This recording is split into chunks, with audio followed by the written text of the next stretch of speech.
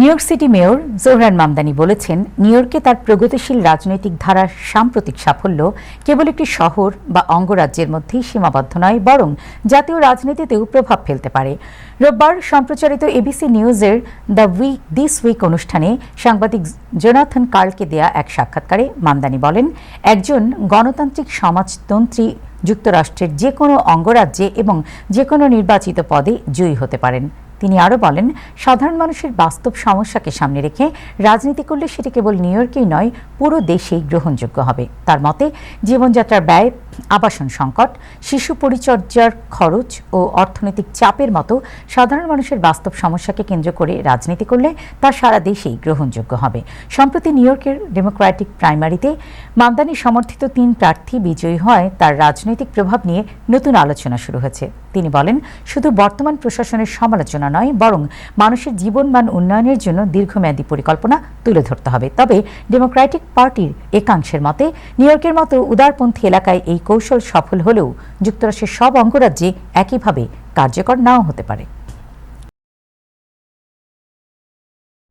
I think we are seeing a hunger that is not just felt by New Yorkers, but frankly by Americans from coast to coast for a new kind of politics, one that puts working people at the heart of it. And I think for far too long, what we as a party have been able to say to New Yorkers who are struggling is simply to explain why they're struggling, not actually offer them a vision for how to make life better. And these candidates, Brad, Daria-Liza, Claire, they ran campaigns that spoke to working people and that said life in the nation's most expensive city need not be this way any longer. And I can't wait to have them as partners in DC in that work. So do you see yourself endorsing candidates outside of New York, or? You know, for now, my focus is on this incredible slate of 3 congressional candidates, as you said, the 5 candidates I endorsed who ran and won, who are all going to be heading to Albany in the state legislature.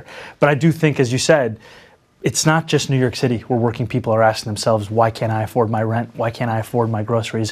Why can't I find enough money in my pocket for childcare, no matter how hard I work?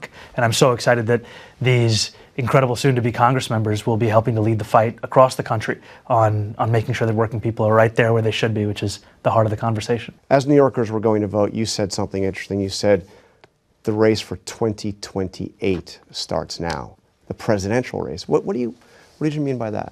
Well, a lot of pundits ask me about this race and what it means and how to think about it. And at the core of Tuesday's results was a message from Democratic voters across the largest city in the United States of America about the kind of politics they want to see.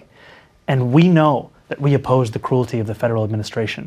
What is it that we stand for beyond that? So you can't just be anti-Trump, you can't. Obviously. You got to have something you are not just willing to stand up for, but that you're also willing to explain how this is relevant to working people. And I think this just comes back to the fact that I'm leading a city that's the wealthiest city in the wealthiest country in the history of the world. I could end the sentence there and say that life is great for 8.5 million people, but it's also a city where 1 in 4 are living in poverty. And for far too many Americans, those contradictions have become their day-to-day life.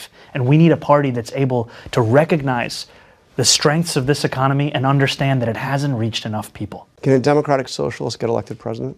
I think a Democratic Socialist can get elected anywhere across this country for any position. What I think we need to bring is a focus on working people. And that's the direction that the party should go in terms of selecting a candidate for 2028. I think the direction that the party should go in is how best to fight for working people. I think we need to have a platform and a vision that doesn't sound as if it was cooked up by consultants, but instead one that you would say in response to someone who's asking, why can't I afford my rent? Why can't I afford my groceries? Why can't I afford my childcare? We need to make clear who we stand for, how we're going to stand for them, and that we're actually willing to fight for them when the going gets tough.